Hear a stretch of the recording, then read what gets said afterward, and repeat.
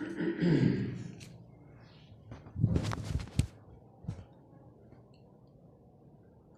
ونصلي على رسوله الكريم أما بعد أعوذ بالله من الشيطان الرجيم بسم الله الرحمن الرحيم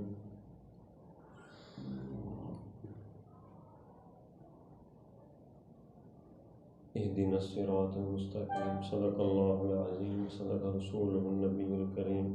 ونحن على ذلك لمن الشاهدين والشاكرين والحمد لله رب العالمين.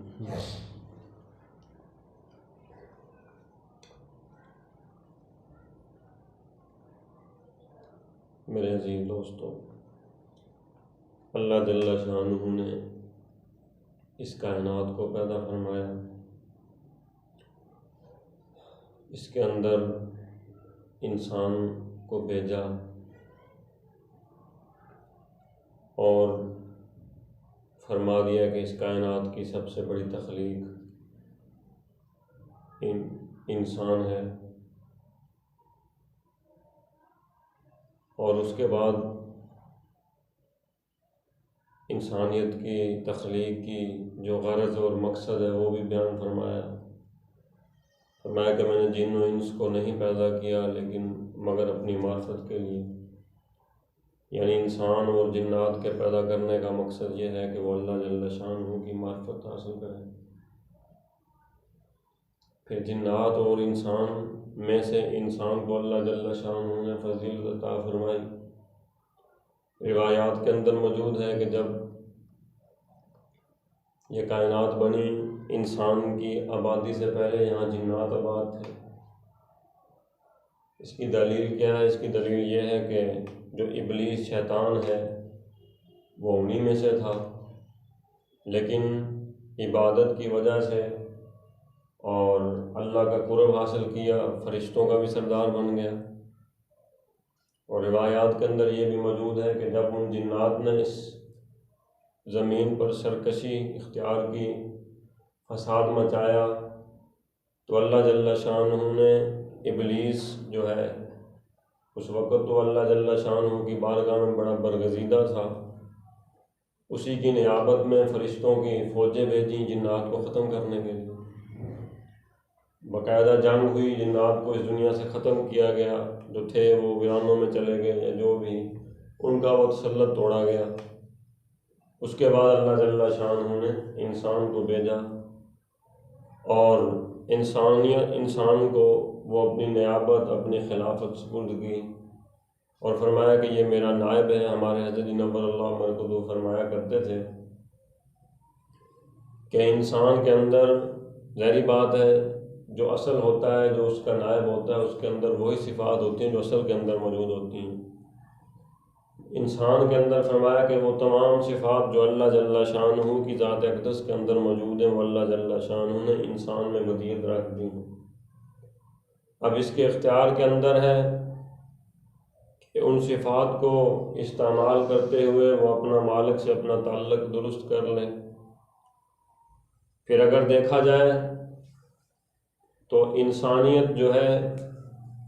فرشتوں کی جو مقرب جماعت ہے، جو ہر وقت جس کام میں جس فرشتے کو اللہ جل شانہ نے لگایا ہے، وہ پیدائش سے لے کر جب تک وہ فنا ہونے تک، اپنے آخری لمحہ تک وہ اسی کام میں لگا ہوا ہے، ایک لمحہ کے لیے بھی لغزش نہیں۔ لیکن اللہ جل شانہ نے اس کو نیابت سپرد کی، اس نے دنیا میں بھی فساد مچایا،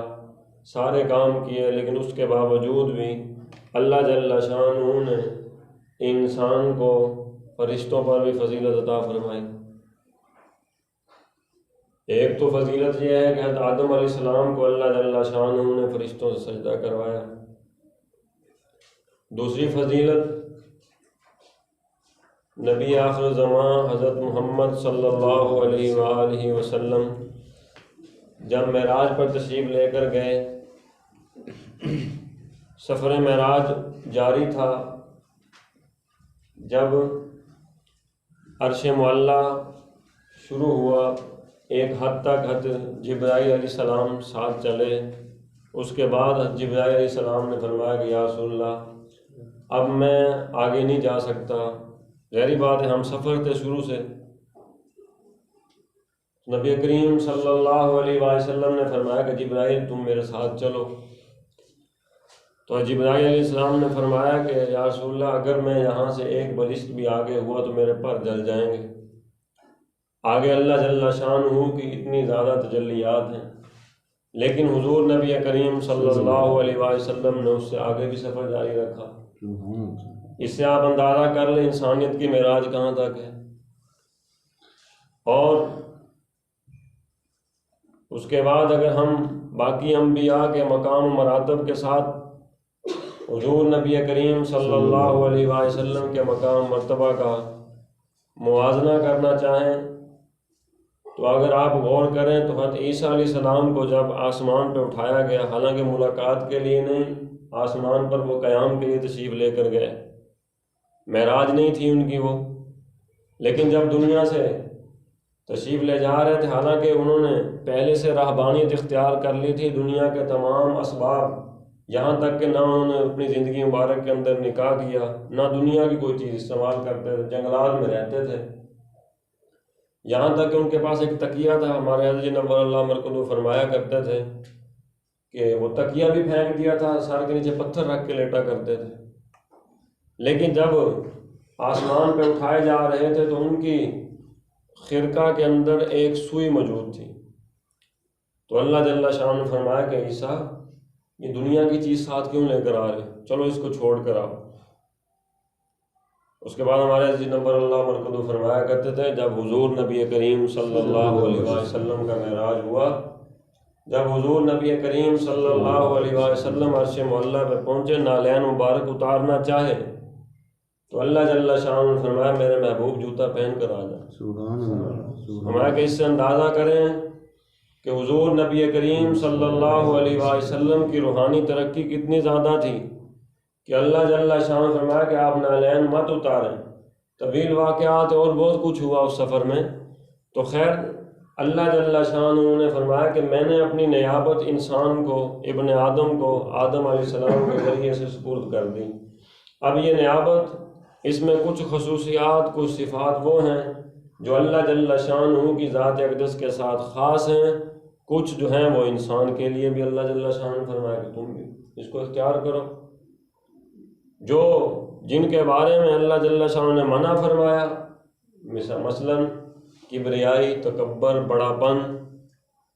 اس کے بارے میں یہ بھی انسان کے اندر موجود ہے، کیونکہ اصل جو ہے اللہ جل شانہ کی ذات اقدس ہے، وہ تو ہے ہی کبریا، اس کی تو کبریائی کی کوئی انتہا ہی نہیں ہے، ظاہری بات ہے اسی کا یہ خلیفہ ہے، اس کے اندر بھی موجود ہے، لیکن اس کو اللہ جل شانہ نے فرمایا کہ تو نے تکبر نہیں کرنا، اور یہ فرمایا تکبر جو ہے وہ میری چادر ہے، جو مجھ سے چھینے گا اس کے ساتھ میرا اعلان جنگ ہے۔ اور روایات کے اندر موجود ہے حضور نبی کریم صلی اللہ علیہ وسلم نے فرمایا کہ جس کے دل کے اندر رائی کے دانے کے برابر بھی تکبر ہوگا وہ جنت کی خوشبو بھی نہیں سونگھ سکے گا۔ اب رائی کا دانہ اتنا چھوٹا ہوتا ہے کہ آنکھ سے عام طور پر نظر نہیں آتا، اتنا ذرے کے برابر بھی جس انسان کے اندر تکبر ہوگا، فرمایا کہ وہ جنت کی خوشبو سونگھ بھی نہیں سکے گا، جبکہ جنت کی خوشبو 500 سال کی مسافت تک آ رہی ہو۔ یعنی اس زمانے میں پیدل سفر ہوا کرتے تھے، ایک آدمی پیدل چلنا شروع کرے تو 500 سال سفر کرنے کے بعد جس جگہ پہ وہ پہنچے گا، اتنے سفر تک جنت کی خوشبو جائے گی، لیکن یہ انسان جس کے دل کے اندر رائی کے دانے کے برابر بھی تکبر ہے، وہ خوشبو بھی نہیں سونگھ سکے گا، منع بھی فرمایا۔ اور باقی جتنی بھی صفات ہیں اس میں سے جو انسان کے لیے اچھی تھی اس کے بارے میں اس کو ترغیب دی کہ فرمایا کہ اس کو تم بڑھاؤ، تمہیں میں اس پہ یہ انعام دوں گا، تمہیں یہ انعام دوں گا، زہد و تقویٰ، پرہیزگاری، باقی کتنی صفات ہیں، لیکن کئی صفات ایسی جس سے اللہ تعالیٰ صاحب نے منع فرمایا کہ تم نے یہ اختیار نہیں کرنا۔ اب ہم کہیں گے جی ہمارے اندر تو تکبر بالکل نہیں، ہم تو مٹے مٹائے لوگ ہیں، جبکہ ہمارے حضرت نور اللہ مرکزو فرمایا کرتے تکبر کی مختلف صورتیں ہوتی ہیں۔ کبھی تکبر جو ہوتا ہے وہ حسب نسب کی صورت میں ہوتا ہے، بندے کو یہ ہوتا ہے کہ میرا حسب نسب بڑا عالی ہے۔ کبھی انسان کے اندر جو تکبر ہوتا ہے وہ علم کی بنیاد پہ ہوتا ہے، وہ کہتا ہے میرے پاس علم بہت زیادہ ہے، میں ذہین بہت زیادہ ہوں، مجھے چیزیں بہت زیادہ یاد رہتی ہیں، یہ بھی تکبر ہے۔ اور کبھی انسان کے اندر تکبر جو ہے حسن کی بنیاد پہ ہوتا ہے، وہ کہتا ہے میں حسین ہوں، باقی لوگوں کا رنگ میرے جیسا نہیں ہے، اور کبھی یہ تکبر جو ہوتا ہے وہ مال و دولت کی صورت میں ہوتا ہے، کبھی لباس پہننے کی صورت میں ہوتا ہے، مختلف صورتیں ہیں تکبر کی۔ ہم صرف یہ سمجھتے ہیں تکبر صرف بڑے پانوں کو کہتے ہیں، نہیں میرے عزیز دوستو، یہ تکبر مختلف صورتوں میں ہے، یہ تمام صورتیں، تمام کی تمام صورتیں ممنوع ہیں۔ اللہ جل شانہ نے ان تمام صورتوں سے منع فرمایا۔ جس حالت میں ابھی تکبر آپ کے اندر موجود ہے، آپ کے لیے یہ درست نہیں، اور یہ آپ کے لیے وبال جان بنے گا، اور آپ کو دنیا کے اندر بھی یہ ذلیل و رسوا کرے گا، آخرت کے اندر تو پھر رسوائی ہے ہی ہے۔ کیونکہ اللہ کے محبوب نے فرما دیا من تواضع للہ، جس نے اللہ جل شانہ کے لیے تواضع اختیار، تکبر اور تواضع مد مقابل ہے، تو تکبر سے روکنے کے لیے فرمایا تواضع اختیار کیا اللہ جل شانہ کے لیے۔ جس نے تواضع اختیار کیا ہمارا اللہ جل شانہ اس کو بلندیاں عطا فرمائے۔ لیکن جس نے اس بناوٹی تکبر کو اختیار کیا میرے عزیز دوستو، ہم نے دیکھا ہے اس کو اللہ جل شانہ اس دنیا کے اندر ہی ذلیل و رسوا کیا۔ آپ حکمرانوں کی تاریخیں اٹھا کر دیکھ لیں، جتنے بھی بڑے بڑے حکمران آئے جنہوں نے اس تکبر کو اختیار کیا، فرعون کی مثال لے لیں، 500 سال عمر تھی،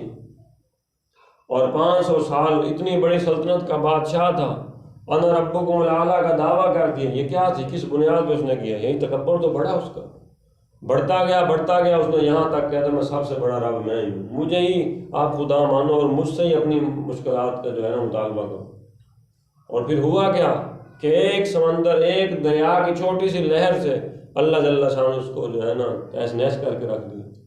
اور آج تک وہ مصر کے عجائب گھر کے اندر اس کی وہ ممی موجود ہے، اس کی وہ باڈی موجود ہے، آج تک وہ پوری انسانیت کے لیے عبرت کا نشان ہے۔ اور چھوٹ اللہ جل شانہ نے کتنی دی، اتنا تکبر کیا، لیکن اس کے باوجود، کیونکہ ان چیزوں سے اللہ جل شانہ نے خود فرمایا کہ تم گناہ کرو اس کا میری ذات پہ کوئی اثر نہیں، تم نیک اعمال کرو اس کا بھی میری ذات پہ، فرمایا کہ تم ساری کائنات کے انسان اکٹھے ہو جاؤ، میری تعریف کرنے لگو، مجھے اس سے کوئی فرق نہیں۔ تم ساری کائنات کے انسان اکٹھے ہو جاؤ، میرے خلاف میری مخالفت کرنے لگو، مجھے اس سے کوئی فرق نہیں۔ تعریف کرنے سے فائدہ تمہارا ہوگا، مذمت کرنے سے نقصان تمہارا ہوگا۔ اگر ہم نیکی کرتے ہیں تو اس کا ہم نیکی کر کے یہ مت سمجھیں کہ ہم نے اللہ جل شانہ پہ احسان کر دیا۔ میرے عزیز دوستو، اس کو ہماری اس نیکی سے کوئی لینا دینا نہیں، اس نے تو راہ سجا دی ہے، یہ میری رضا کا رستہ ہے، یہ میری ناراضگی کا رستہ ہے، جس کو اختیار کر کے آؤ گے میں مجھ سے وہی بدلہ پاؤ گے۔ تو اگر ہم نے نیکی اختیار کی تو ہم نے اس کی رضا کا رستہ اختیار کیا، کل ہم اس کی رضا کو پائیں گے۔ اس سے اس کی ذات میں نہ کوئی اضافہ ہوتا ہے، نہ اس کی ہمارے گناہ کرنے سے اس کی ذات میں کوئی کمی واقع ہوتی ہے۔ خیر، قرآن کریم کی آیت مبارکہ میں اللہ جل شانہ فرمایا اہدنا الصراط المستقیم۔ ہمارے حضرت نبر اللہ مرکز فرمایا کرتے تھے کہ اگر دیکھا جائے تو ایک آدمی جو 5 وقت کا نمازی ہے، وہ دن میں 5 مرتبہ تو سورۃ فاتحہ یعنی کہ جب وہ تلاوت کرتا ہے اپنی نماز کے اندر، تو کئی مرتبہ ہر مسلمان یہ آیت کی تلاوت کرتا ہے اہدنا الصراط المستقیم، یا اللہ مجھے صراط مستقیم پہ چلا، مجھے صراط مستقیم کی ہدایت عطا فرما۔ اب ایک آدمی اتنی مرتبہ دعا کر رہا ہے، اور یہ تو ہوگی عام بندوں کی بات۔ اگر آپ انبیاء کو دیکھ لیں، حضور نبی کریم صلی اللہ علیہ وسلم کی ذات اقدس کو دیکھ لیں، وہ بھی اسی آیت کی تلاوت کر رہے ہیں اہدنا الصراط المستقیم، جبکہ اللہ جل شانہ کی ذات اقدس کے بعد اس کائنات کے اندر سب سے بڑی ہدایت پانے والے حضور نبی کریم صلی اللہ علیہ وسلم، پھر وہ کیوں سوال کر رہے ہیں اہدنا الصراط المستقیم؟ تمہارے حضرت نبر اللہ مرکز فرمایا کرتے تھے کہ اس سے یہ بات معلوم ہوگی کہ اللہ جل شانہ کی ہدایت کا جو راستہ ہے اس کی کوئی انتہا نہیں۔ انتہا کا ایک کنسیپٹ یا ایک خیال یا ایک اگر آپ اپنے ذہن کے اندر بات محفوظ کرنا چاہتے ہیں، وہ یہ ہے کہ اس کی انتہا جو ہدایت کی ہے وہ مقام محمود ہے، جس پر صرف ایک شخصیت حضور نبی کریم صلی اللہ علیہ وسلم نے فرمایا کہ اس پہ صرف ایک شخصیت پہنچے گی، وہ میرا یقین یہ ہے کہ وہ میں ہی ہوں، یعنی اس کی ایک انتہا، یہ وہ انتہا ہے۔ اور کب سے روحانی ترقی ہو رہی حضور نبی کریم صلی اللہ علیہ وسلم کی؟ ہمارا کہ حضرت آدم علیہ السلام ابھی مٹی اور پانی کے درمیان تھے، میں اس وقت بھی نبی تھا۔ حضور نبی کریم صلی اللہ علیہ وسلم اس وقت بھی نبی تھے۔ آپ اس سے اندازہ کر لیں کہ اس وقت سے روحانی ترقی ہو رہی ہے۔ حضور نبی کریم صلی اللہ علیہ وسلم اس دنیا میں تشریف لائے، دنیا سے تشریف لے گئے، علماء فرماتے ہیں، صوفیاء اکرام فرماتے ہیں، اولیاء اللہ فرماتے ہیں، حضور نبی کریم صلی اللہ علیہ وسلم کی روحانی ترقی ابھی بھی اسی طرح ہو رہی ہے، اور یہ قیامت تک ہوگی۔ قیامت تک روحانی ترقی ہونے کے بعد پھر میدان حشر کا وقوع ہوگا، قیامت ہوگی، سارے معاملات کے بعد، اتنی ترقیاں کرنے کے بعد حضور نبی کریم صلی اللہ علیہ وسلم جب حساب کتاب کا معاملہ شروع ہوگا اس وقت مقام محمود پہ پہنچیں گے۔ آپ اس مقام کی بلندی کا ذرا اندازہ کر لیں۔ تو ہمارے لیے تو پھر ہم تو دن میں کہیں 1,00,000 مرتبہ اہدنا الصراط المستقیم کا مطالبہ کریں میرے عزیز دوستو، اس کی انتہا ہی نہیں۔ تو قرآن کریم کی اس آیت مبارکہ کے اندر اللہ جل شان نے فرمایا کہ مجھ سے صراط مستقیم کا، اب صراط مستقیم کیا ہے؟ اللہ جل شانہ کی نافرمانی کو چھوڑ کر اللہ جل شانہ کی فرما برداری کو اختیار کیا جائے۔ اور اس کے لیے ہمارے عزیز نور اللہ مرکدو فرمایا کرتے تھے کہ انسان کی فطرت کے اندر ایک چیز ہے کہ جس طرح مثال دیا کرتا فرمایا جیسے خربوزے کو دیکھ کے خربوزہ رنگ پکڑتا ہے، وہ فرمایا کرتے تھے کہ جب تک انسان کی فطرت کے اندر یہ چیز ہے کہ جب تک اس کو کوئی ترغیب دینے والا فعل یا محرک اس کے اندر موجود نہ ہو، یہ کوئی کام کرنے کے لیے تیار نہیں ہوتا۔ ہمارا وہ محرک کیا ہے؟ کسی اللہ والے کی صحبت میں چلا جائے، کسی ایسے آدمی کی صحبت میں چلا جائے جس نے اپنا خلوت جلوت دو مختلف پہلو ہیں۔ جلوت میں ہم کچھ اور ہوتے ہیں، خلوت میں ہم کچھ اور ہوتے ہیں۔ ہمارے جنور اللہ مرکز فرمایا کرتے تھے اگر ہماری جلوت خلوت سے بہتر ہے، اگر ہم جلوت میں تو اچھے ہیں لیکن خلوت کے اندر ہم گڑبڑ کرتے ہیں، فرمایا کرتے ہیں یہ بھی منافقت کی ایک قسم ہے۔ اس کو منافقت تو کہا جا سکتا ہے، اس کو بزرگی نہیں کہا جا سکتا۔ ہاں فرمایا کہ اگر تمہاری جلوت سے تمہاری خلوت زیادہ اچھی ہے، جب تم خلوت میں ہوتے تمہارے اعمال اور زیادہ اللہ کے قریب ہونے والے ہوتے ہیں، تو فرمایا کرتے تھے یہ حقیقت میں تقویٰ ہے اور یہی حقیقت میں صوفیت ہے، یہی حقیقت میں اللہ کا تعلق ہے۔ اگر یہ نہیں ہے، اس کا معاملہ برعکس ہے کہ آپ جلوت میں تو لوگوں کے سامنے بڑے نیک بن کے رہتے ہیں، لیکن جب آپ خلوت میں جاتے ہیں تو آپ کے اندر آپ کے خیالات بھی بدل جاتے ہیں، آپ کا طرز عمل بھی بدل جاتا ہے، آپ کی سوچ بھی بدل جاتی ہے، آپ کے اعمال بھی بدل جاتے ہیں۔ تو میرے عزیز دوستو پھر اس نیکی کا کوئی، لوگوں کو تو ہم متاثر کر سکتے ہیں لیکن اللہ جل شانہ کی ذات اقدس اس سے متاثر نہیں ہوگی۔ میں نے پہلے عرض کیا وہ تو ہے ہی تاثرات سے، ہر چیزوں سے وہ پاک ہے۔ اس نے پہلے اعلان کر دیا نیک کرو گے نیکی سے مجھے کوئی فرق نہیں پڑتا، گناہ کرو گے اس سے مجھے کوئی فرق نہیں پڑتا، گناہ کرو گے وبال تم پہ آئے گا، نیکی کرو گے اجر تم پہ۔ تو اس لیے میرے عزیز دوستو اللہ جل شانہ کی جو رضا کا راستہ ہے اس کی کوئی انتہا ہے ہی نہیں۔ جتنا ہم مجاہدہ کرتے چلے جائیں، جتنا قرآن کریم والذین جاہدوا فینا لنہدینہم سبلنا، ہمارا کہ جو میرے راستے میں مجاہدہ، ہمارے عزیز نور اللہ مرکز فرمایا کرتے تھے کہ مجاہدہ شرط، ایک آدمی ہاتھ پہ ہاتھ دھر کے بیٹھ جائے، وہ کہے مجھے اللہ کا تعلق مل جائے گا، ان خیال استو محال استو جنوس، یہ صرف اس کا زبانی جمع خرچ ہے۔ ہمارا کہ اللہ جل شانہ، آپ تاریخ اٹھا کر دیکھ لیں، ہمارے سلف و صالحین، ہمارے مشائخ جتنے بھی گزرے، یہاں تک کہ وقت کی بادشاہت انہوں نے چھوڑ کر اللہ کے تعلق کو اختیار کیا۔ وقت کے ڈاکو تھے، اپنے ڈاکہ زنیاں چھوڑیں۔ اس کے بعد حضرت فضیل بن عیاض کا واقعہ مشہور ہے جو ہمارے سلسلہ چشتیہ کے بڑے مشائخ میں سے، حضرت نور اللہ مرکز فرمایا کرتے وقت کے بڑے ڈاکو تھے، اتنے بڑے ڈاکو تھے کہ مائیں جب بچوں کو رات کو سلایا کرتی تھی کہا کرتی تھی سو جاؤ ورنہ فضیل آ جائے گا، بچے ڈر کے سو جایا کرتے تھے، عدل اعلان ڈاکہ ڈالا کرتے تھے۔ فرمایا کہ ایک مرتبہ ایک قافلہ ٹھہرا ہوا تھا، وہاں ڈاکہ ڈالنے کے لیے گئے، بلکہ گینگ کے سردار تھے وہ۔ اب ڈاکہ ڈالنے کے لیے کسی نے بتایا کہ اس قافلے کے اندر فلاں خیمے کے اندر ایک نوجوان لڑکی بھی ہے، تو باقیوں کو کہا کہ تم ڈاکہ ڈالو، یہ نوجوان لڑکی کے خیمے کی طرف آگئے۔ وہ نوجوان لڑکی وہاں اس وقت قرآن کریم کی تلاوت کر رہی تھی، اور اس وقت جب یہ خیمے کے قریب پہنچے تو وہ قرآن کریم کی یہ آیت تلاوت کر جس کا مفہوم اور ترجمہ یہ ہے کہ اے ایمان والو ابھی تمہارا اللہ کی طرف لوٹنے کا وقت نہیں آیا۔ حضرت فضیل بن عیاض اللہ کی طرف سے ہدایت کے فیصلے ہو چکے تھے، وہیں کھڑے ہوئے، لبیک یا اللہ میرا لوٹنے کا وقت آ گیا، اور وہیں توبہ کی، واپس لوٹ گئے۔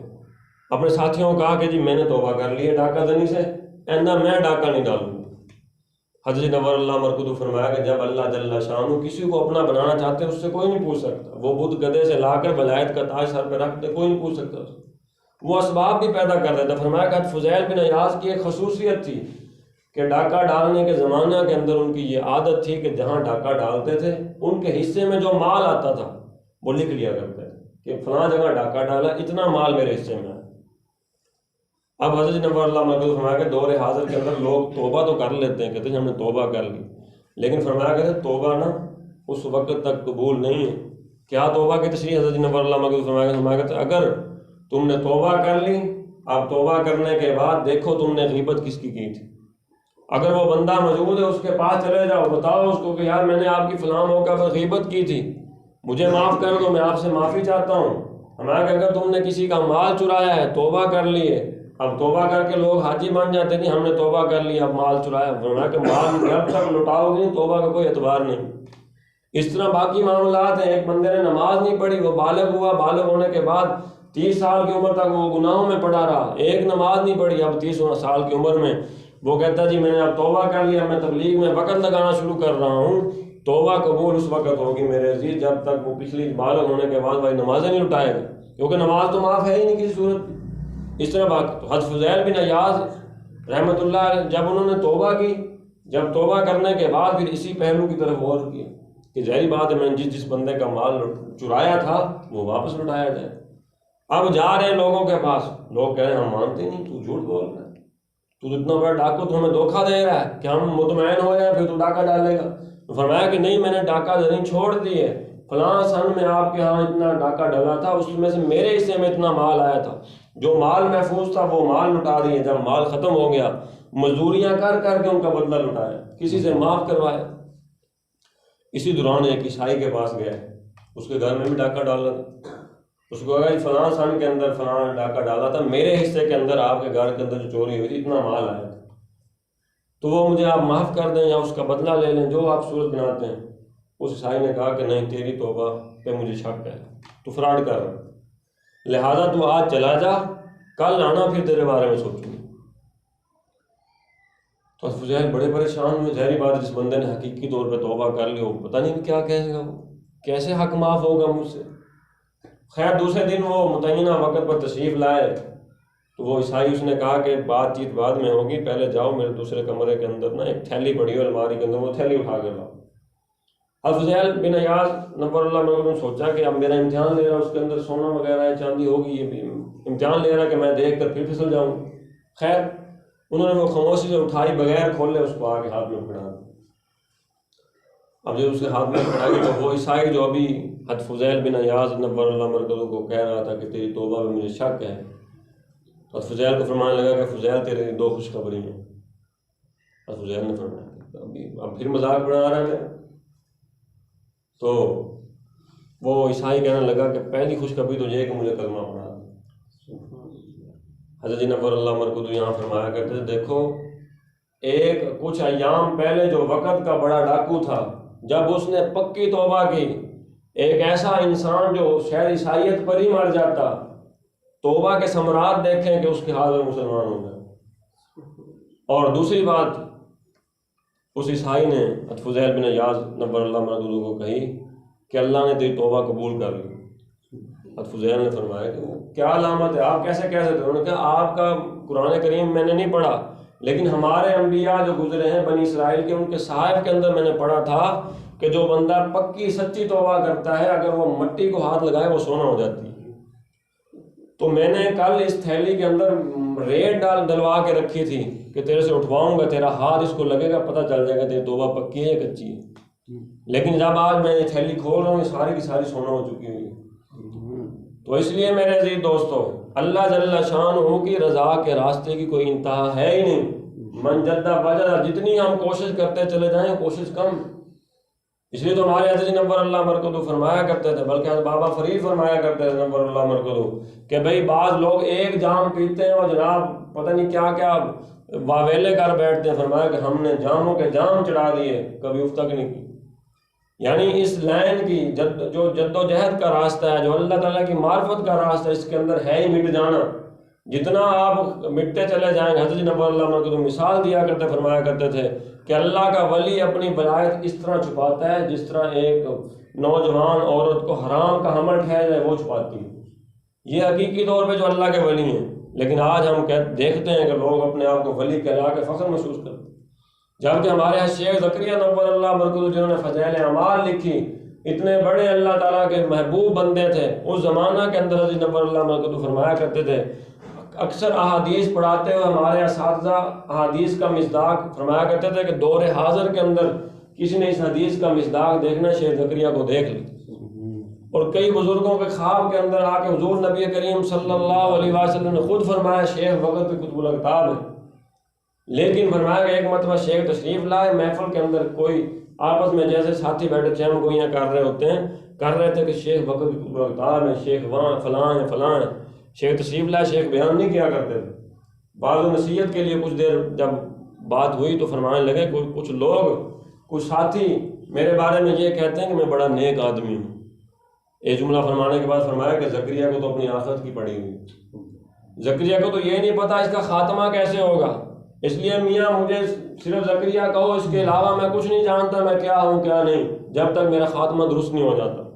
جب تم دیکھو کہ زکریا کلمہ پڑھ کے دنیا سے جا رہا ہے، اس کے بعد جو مرضی کہتے رہنا، لیکن اس وقت تک مجھے کچھ نہ کہا ہے۔ یہ ہمارے مشائخ تھے جنہوں نے اس لائن کی حقیقت کو سمجھا تھا، جو اس لائن کی گہرائی کو سمجھتے تھے، وہ تو اپنے نام کے ساتھ جتنے مشائخ ہیں، بابا فرید اپنے وقت کے بڑے عالم تھے، حضرت نور اللہ بلکہ مناظر وقت تھے، اپنے زمانے کے بڑے مناظر تھے۔ الشیخ عبد القادر جیلانی، ہم ان کو مولانا بھی نہیں کہتے، اپنے زمانے کے بڑے محدث بڑے مفسر تھے۔ جتنے اولیاء اللہ جتنے مشائخ موجود ہیں سارے اپنے وقت کے بڑے بڑے علماء تھے، لیکن ان کے نام کے ساتھ ہم مولانا بھی نہیں لگاتے، کیونکہ انہوں نے اپنے مالک کے لیے اپنی ذات اپنے نام ہر چیز کو مٹا دیا۔ اب ان کے نام کے ساتھ ہم مولانا بھی نہیں لگاتے، ان کے نام ہی اتنے مشہور کر دیے اللہ تعالیٰ۔ تو اس لیے میرے عزیز دوست، اللہ جل شانہ کی رضا کا راستہ اس کی کوئی انتہا ہی نہیں ہے، جتنی ہم کوشش کرتے جائیں آخری دم تک اتنا ہم اللہ جل شانہ کا قرب پائیں گے۔ اللہ جل شانہ مجھے بھی آپ سب حضرات کو عمل کرنے کی توفیق عطا فرمائے۔ وآخر دعوانا الحمدللہ رب العالمین۔ اب جو ہے ایک